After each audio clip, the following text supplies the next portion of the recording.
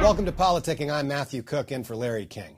On Wednesday, the Federal Reserve cut interest rates for a second time this year by 0.25%. Will this action increase the fears of a coming recession? And how might that impact the 2020 election? And a brand new NBC News Wall Street Journal poll conducted after the last Democratic debate shows Joe Biden and Elizabeth Warren both gaining ground and leaving their challengers well behind. What's behind the strength of the new frontrunners, and how might the rest of the pack adjust their campaigning as a result of this poll? Let's talk about that with the political panel. They are Chris Wilson. He was Director of Research and Digital Strategy for Ted Cruz's 2016 presidential campaign. He's in Oklahoma City. And in Atlanta, Robin Biro, Democratic strategist and former Obama campaign regional field director. He's also a retired U.S. Army Ranger. Welcome to the program. Thank you, Matthew. Good to be with you. Yeah, thanks for having me. So let's jump right in. First, your reaction to this Federal Reserve cutting interest rates by 0.25%. Does this lend credence to a coming recession? Let's start with you, Chris. Well, I think the Fed is clearly concerned about some type of downturn. But let's face it, recessions are notoriously hard to predict. And if we tried to bet every time the Federal Reserve cut interest rates it was going to lead to a recession, we would have lost a lot of money on betting that way. I think what is probably more correct to say is that the Fed doesn't see any signs of looming inflation. And they want the economy to continue to grow with as fast as possible without inflation. But I think what you will see, if there's one assumption you can make from this, is anyone who has not refinanced their home in probably the last 18 months is going to get out and do it, because you're not going to find much lower interest rates ever again. Robin, do you agree? Oh, I definitely agree with Chris's point about refinancing. I'm in the middle of one myself, so this is good news for me today. But all joking aside, I think this is a prudent move right now because there is somewhat of a slowdown. When I'm not doing political punditry, I'm analyzing the economy. And I've been seeing the prices of gold going up. There's other telltale signs that there's some confidence waning in the economy. I'm a little bit concerned about my party getting ahead, their horse ahead of the game here. And talking about recession, we just need to be more careful and mindful of what's happening right now with the economy. But Matthew, I'm concerned that if you notice that last Democratic debate, there was not one question asked about the economy, which is always the paramount issue of importance to voters. Chris, why don't you talk to us a little bit, inform our audience about this level of the drop in interest rates. What's the context of this historically? Is this sort of unprecedented, how low the rates are, or is this kind of par for the course? Well, I think, like I said, the Fed doesn't see any looming signs of inflation. So you do get concerned about some level of potential downturn at that. But the bottom line is the reason why you drop these rates is not to bring on or to stop a recession. It's to continue the growth that is going on. And right now we've had unprecedented growth going back to the end of the last administration. And I think that's what the Fed would like to see continue. We've got unprecedented unemployment, the lowest unemployment in history overall, the lowest unemployment for African Americans, the lowest unemployment for women, the lowest unemployment for Hispanics. And I completely agree with Robin. I said the same thing in 2012 Chris, when the Republicans were calling for a recession. Can I ask you to contextualize your answer there, because I think that's really interesting, and then we'll have Robin respond. Is that unemployment rates have been declining steadily during the Obama administration, and that decline continued in the Trump administration. And actually, under the Trump administration, the rate of decline slowed a little bit. So now you could argue, whether or not you could only get to fault, zero, but the decline has slowed. So is this an effort to battle what is obviously a change in the decline rate? Well, no. Contextually, you could only get to such a level of unemployment. There's only so many people who can actually get to work, and at this point, you are almost at full employment. I mean, you have some level of people who are changing jobs, but really, when it's down to it, we have never had unemployment at this level. And so, I think it is you can only get to a growth level where everyone is working, and we are almost at that point. And what's great about it is because it has not just been at the highest level of society. You've seen wages continue to increase, and you've seen unemployment enter into areas that have historically been not seen the same level of growth. And I think everybody should be excited about that. But I do want to finish the point that I was making, where I think Republicans in 2012 went out of their way to sort of point to a recession that they hoped would come that might defeat Obama and elect Mitt Romney. And I would caution, I think Robin is exactly right, is that whenever you see that level, people pointing to a recession or trying to claim that a recession is coming, when frankly the economic signs don't imply that to be the case, it is really dangerous, because you can bring one on just by bringing down consumer confidence. Robin, could you speak to that? And also, do you agree with that analysis of the unemployment rate? We also have the underemployment rate to consider as well. Yes, and that is exactly what I was thinking, Matthew, about that the underemployment rate. Where our party needs to move tactically on this is to analyze the areas that we lost in 2016, the rural areas, the heartland, all of those Democratic strongholds that we lost, the union voters, because their wages aren't they just have been stagnating for years. And yes, we're seeing growth, so much economic growth right now, but if you analyze where it is contextually, it's pretty much in the top 25 Democratic performing metropolis cities. So my party just needs to get back on a tactical message of bringing the growth out to the heartland and rural America and the farmers. And we can both agree that the farmers right now are hurting.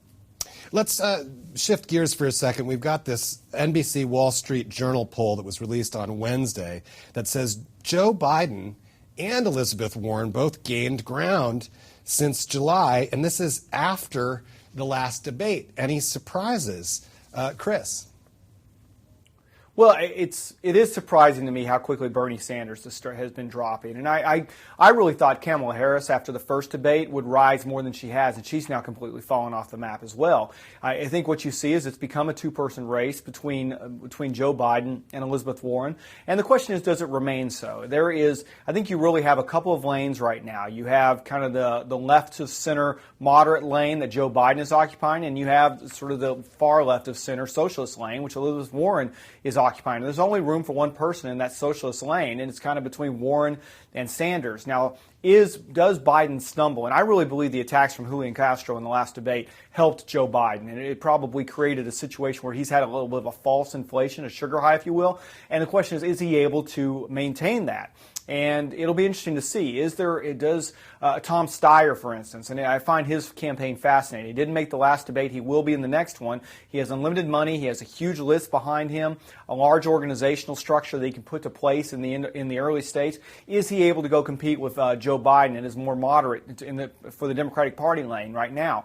But I would caution anyone who makes too much analysis out of a poll in September of 2015, or I'm thinking back 4 years ago, PTSD there, of 2019, that it probably is irrelevant to what happens when we get to Iowa and New Hampshire and South Carolina and Nevada. And that's really whenever you're going to start to see this race develop more. And it's fascinating if you look back how many times you had candidates leading, and I could quote back over and over again, leading at this point in the race. I mean, Hillary Clinton was up by about 30 points right now in 2008, and then ultimately falter and are unable to maintain that lead. And that's I think, the question to be decided is Joe Biden able to maintain that strength? Right now it appears like he is, but does that hold for another 3 to 4 months? Robin, what do you think?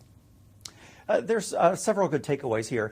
First, for the viewers specifically, I want them to understand to not just dismiss the polling this go round because it was flawed before, but now they can poll cell phone numbers, whereas they couldn't a few years ago. So now if you look at the methodology of these polls, about 2/3 of the people contacted are by cell phone, which is great news because I know that the only person in my life that still has a landline is my 96-year-old grandma. So I do expect the polls to be more accurate this go round. Now, I'm not surprised that Joe Biden did better this time. He didn't stumble as much. He was solid. I didn't see anything particularly outstanding, so I'm a little bit surprised that Elizabeth Warren rose as much as she did.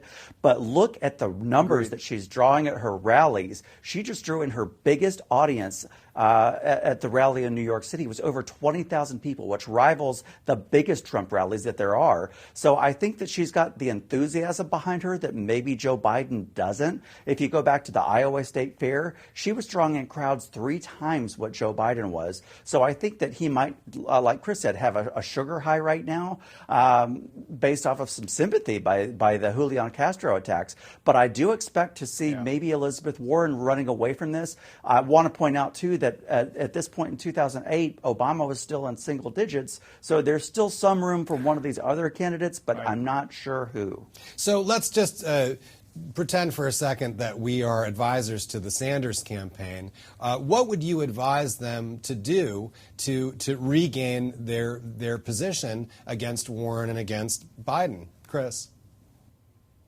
You know, it's a tough place to be whenever you were a leader in a prior campaign and then you find yourself stumbling in a new campaign. I think Sanders is his challenge is you can only be an insurgent once. And he kind of had that chance in 2016. I think a lot of people who were with him in 2016 have now moved over to Warren because they're looking for a younger septuagenarian, if you will.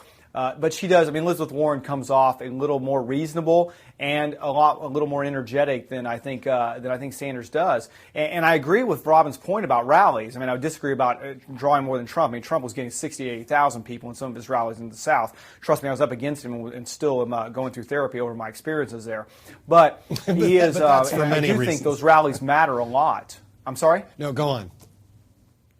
It's just say those rallies matter a lot, and he drew 20,000, and she drew 20,000 in New York. I mean, the difference is in 2016, Trump was drawing 20,000 in Manchester. When Warren starts drawing those types of rallies, it's going to be really impressive. But she is getting. I mean, Robin's point about how many more people she is drawing than Biden is, I think, is important, and it matters because it shows the enthusiasm behind her candidacy right now. And frankly, Sanders had those same level of rallies in 2016. I'll never forget. He had a rally the same day Ted Cruz did in Oklahoma City, where I happen to be right now, and he drew about 20,000. Bernie Sanders did in a red state like Oklahoma City. So, but you're just not seeing him engender that type of enthusiasm. So, in terms of what I would advise him, it would be a tough place to be one of the advisors right now because I think it's really tough to reignite an enthusiasm that you had before and you seem to have lost. What do you think, Robin?